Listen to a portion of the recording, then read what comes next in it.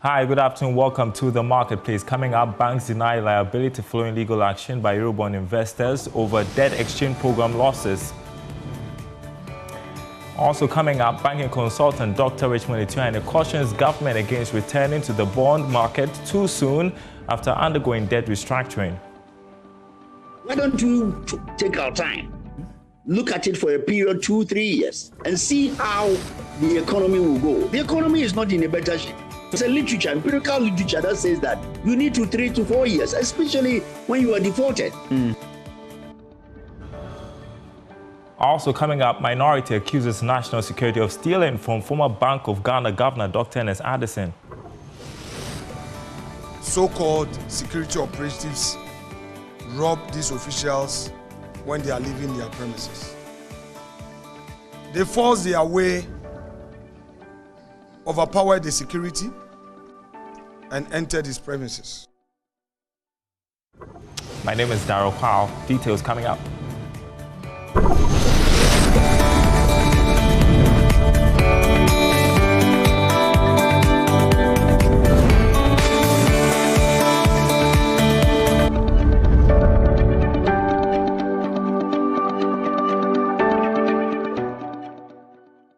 Thanks for being with us, everyone. First up, commercial banks are rejecting any liability for their involvement in the restructuring of government's Eurobonds following actions by some investors to sue the banks for losses incurred under the domestic debt exchange program. Chief Executive of the Ghana Association of Banks, John Ewa, says the banks merely facilitated the process on behalf of the government. He joins me on Zoom to talk more about this. Good afternoon to you. Thank you so much for joining us. So, by way of clarity, tell us the role the commercial banks played in restructuring of government's Eurobonds and what steps commercial banks took to facilitate the domestic debt exchange program for the government.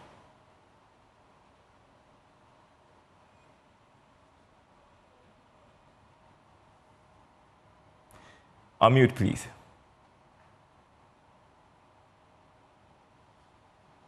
Thank you very much, Darren.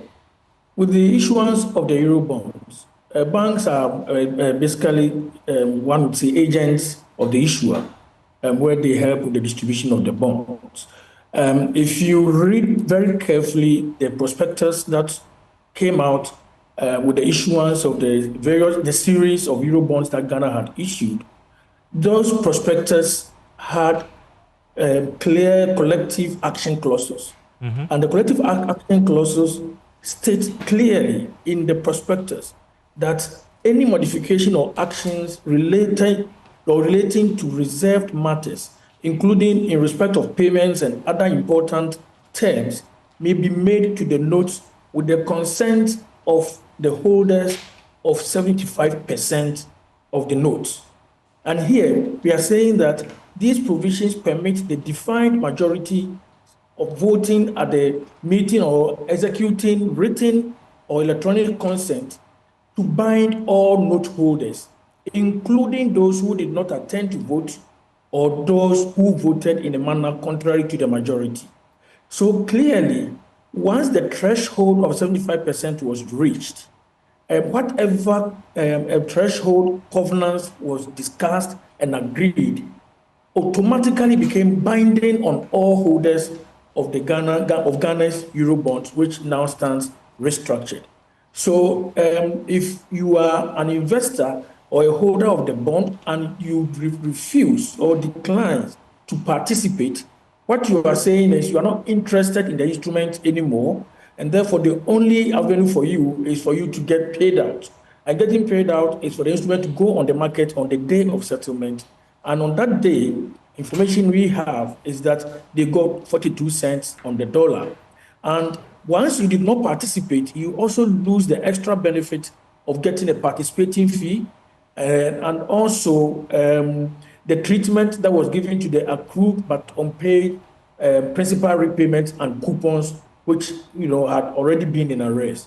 So for any investor or group of investors to now turn back and find the banks as an avenue for redress, I think they should just go back to the prospectus and they will find that they really do not have any recourse to the banks. So how are you planning to respond to this? We have not received any formal notification. We have just monitored reports. So we are just hoping that with the public engagements that we are undertaking and some level of education, these investors will come to the understanding that the decision to invest was their decision, and the instrument they invested in, those instruments were guided clearly by the prospectus that were issued in support of those issuances. Well, I believe you would very well try to defend the interests of your members should you be sued by these investors. Talk to us about, if it goes the investors' way, we don't know how it's going to, the outcome is going to be. What will be the repercussions on the banking industry, do you think? And I don't even want to go on that path because the recourse is non-existent. And it's very clear. It's in very simple language. If you read, I believe it's section 15.5 of the prospectus, you see clearly detailed list of what reserved matters are. The reserved matters include any significant variation in the terms of the instrument, any issues or matters that triggers default, and other issues or matters that have been clearly defined in the items that have been reserved for the majority stakeholders or note holders to decide on behalf of everybody else. So unless there is evidence that the government did not achieve the threshold that is stated clearly in the prospectus, I do not see any recourse mechanism available to any investor who refused or declined to participate in the debt restructuring. We are talking about the Euro bonds.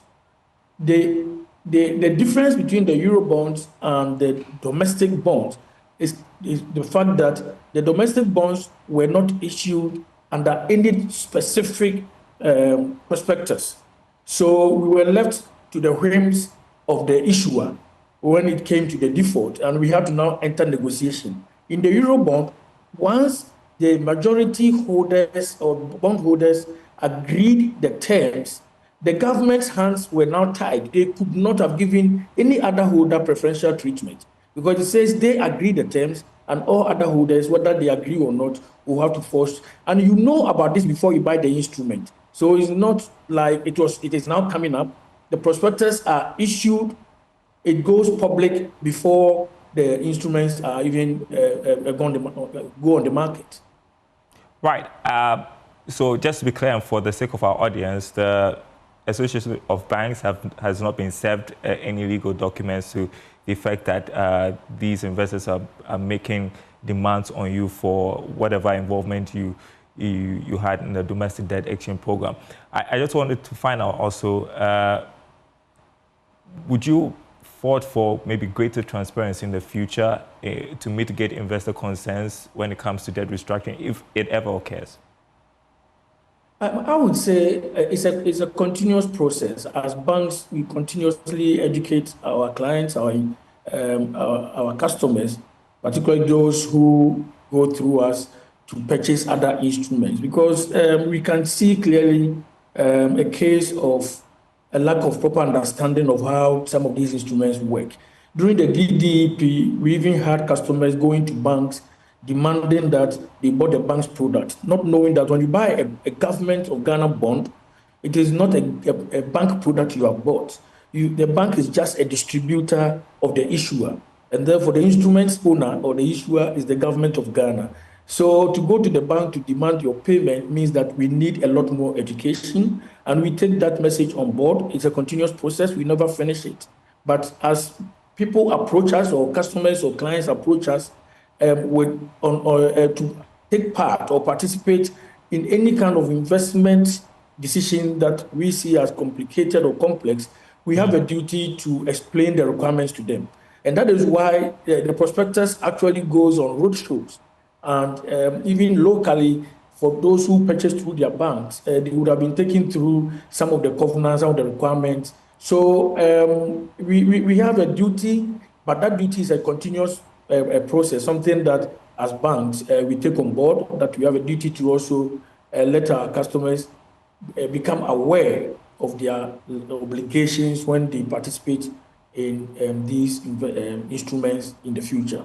Yeah, was this subject of meetings with the Minister of Finance? We are told that you've been meeting with the Ministry of Finance. Can you tell us what has been discussed during those meetings? Obviously, this wasn't a subject of the meetings we had this morning with the Minister of Finance. And the reports we have monitored, this is not a widespread threat of legal action. A couple of customers, so it's not like it's a widespread problem within the banking industry. But we feel it's important that we let the message out there so people can understand what kind of remediation they may have, if any, but that the record should never be to the banking sector. But the meeting of the Minister of Finance was very, very, very positive. We were also fortunate to have the Governor of Bank of Ghana join us in that meeting. It was basically for the Minister to assure us on how the expenditure rationalization work is proceeding. As banks and Ghanaians generally, we've taken a lot of hits through the domestic debt exchange. We've gone through a whole lot of monetary constraints to be able to get the country where it is now. The minister has assured us they take it on board, that it is now time for the government to also demonstrate, in very clear terms, the kind of sacrifices that are being made. And he pointed us to some areas within the budget that has just been read where they are focused aggressively on expenditure rationalization, making sure that there is proper policy consistency between the fiscal managers of the economy and the monetary managers of the economy. Well, is it reassuring enough based on what you heard from the finance minister? I'm just reading an article from myjoyonline.com. We have built enough buffers to pay all DDEP obligations. As you hear him say that, are you really reassured? He says government is committed to fiscal responsibility and restoring confidence in the financial sector. Like you mentioned, what's the reaction of banks to the outcome of the meeting? It is very positive. Anything that weathers the storm, makes the market less uncertain, is a positive development. We want to be able to forecast, and if you know that you are hearing directly from the Minister of Finance telling you we are building a sinking fund, and we have made preparations available to pay off all debts that fall due in 2025 and beyond, it is very reassuring. And again, the fact that he's going to Parliament to amend portions of the Fiscal Responsibility Act to introduce debt ceiling, so that we don't find ourselves as a country in the corridor where we got to before we went into all this debt exchange and the IMF program. We need to introduce more fiscal discipline, and that is what the amendment is seeking to do on the fiscal responsibility amendment would seek to achieve. A debt ceiling is something that, as a country, we believe we really need. Did you have any concerns? We are in a market, so to the extent that there are lingering concerns within the market, and as banks, we are more or less a residual recipient of risks in the country. So to the extent that there remain a few things, these are early days yet. The minister is saying all the good things, all the nice things. We've had engagement with the Bank of Ghana, the governor of the Bank of Ghana. He's also said a lot of good things that we are happy with. But they say the sweetness of the pudding is in the eating. So execution is the name of the game. So we are closely monitoring how these nice statements, nice commitments are going to be executed as we go along. And he's committed to meeting us regularly to update us on the progress that they make on some of the commitments that they have made. All right. I'm going to ask you a final question about developments on the Treasury market. We've seen Treasury bill rates fall to 15% at the last auction. There are concerns about the fact that the drop is not in sync with other economic indicators such as inflation, monetary policy rate. How do you think these current developments affect the banking sector? To the extent that rates are coming down, I think it's a positive development. Government is able to have access to relatively cheaper source of funding.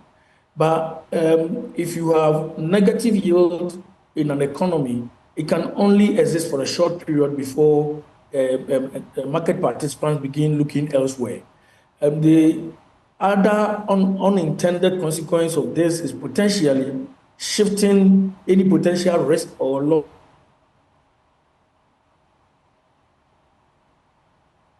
Okay. Money market operations to also mop up. What we are seeing is more liquidity chasing, less demand from the government. So the excess liquidity will have to find its way, and the only way the central bank can do that is to come into the market with their OMO papers to mop up. And if you are mopping up, once Treasury bill is at 15%, the central bank will be mopping up somewhere around 25 to 27%. So it can only, the situation we are having now should not be allowed to fester for a long time. It should begin translating into inflation coming down so that the inflationary pressures come down, enable Bank of Ghana to lower the policy rate, which then brings down the lending rate, because then you have interbank rate, policy rate, and treasury bill rate all moving in the right direction. And that together will translate into a lower Ghana reference rate. And then you and me will begin benefiting from its results, which is a lower lending rate from the banking system. Well, we look forward to that. Thank you so much, John Iwa, Chief Executive, Ghana Association of Banks. I appreciate your time on the marketplace.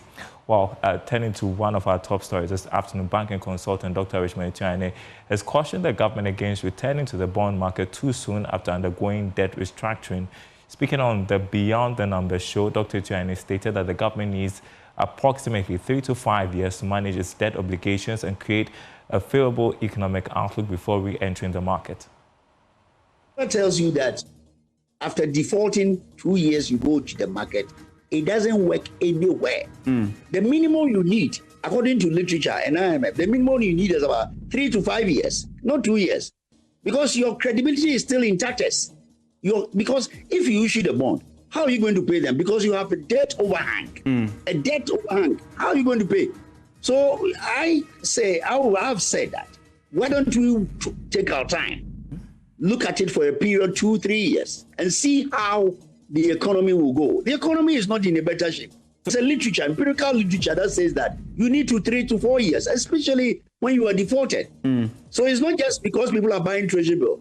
They are buying treasury bill because it is short-termist investment, and you can exit within 90 days or 180, or immediately you move it to 1 year. People are going to say, what is this? Are they not junk?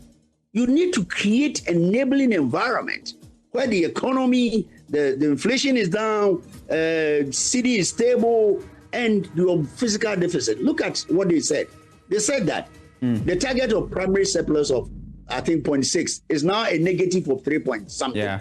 I mean, and if you look at the budget, if you see the funding, the cost of the difference between the primary concessionally and if you go there, what are we financing it for? We're using some monies from somewhere to balance it. So we should be cutting our coat according to our cloth and begin to realize that we need to get our acts right. In the marketplace here on Joy News. We'll be right back after this break. Don't go anywhere.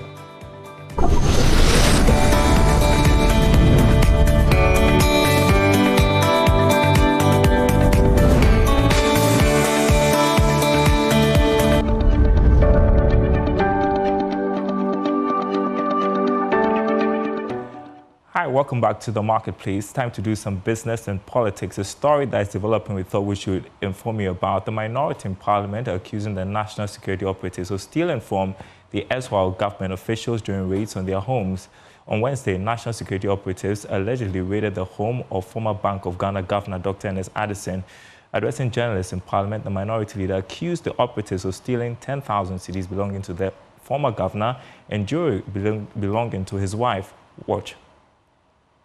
The minority caucus is here to express its concerns about the growing lawless conduct of our national security operatives who the government has unleashed on opponents, particularly the MPP appointees of former President Nana Addo Dankwa Akufo-Addo. We've heard of some raids, and in some cases, these so-called security operatives rob these officials when they are leaving their premises. They force their way, overpower the security, and enter these premises. This Rambo-style approach must cease. This is the first time in the history of our country that a governor of a central bank is being subjected to such a treatment. Unfortunately for the governor, some 10,000 cedis on his bed could not be found. So some of these hungry party foot soldiers that they use, who parade themselves as national security operatives, are after all perhaps not even being paid, and they use this opportunity to steal. The governor's wife's earrings and necklaces were also not traced. They could. Well, so the minority, they're addressing the raid on the home of the former governor of the Bank of Ghana, Dr. Johnson, is Dr. N.S. Addison, have to put that right. Just weeks ago, we just also heard of the raid on the home of former Finance Minister Ken Ofori-Atta. And so we keep our eyes on those stories for you. MyJournalline.com, there are so much more stories to read from there, including the meeting with the Ghana Association of Banks that they had with the Finance Minister. Get all the details, myjournalline.com/business. My name is Darryl Powell. Thanks for watching.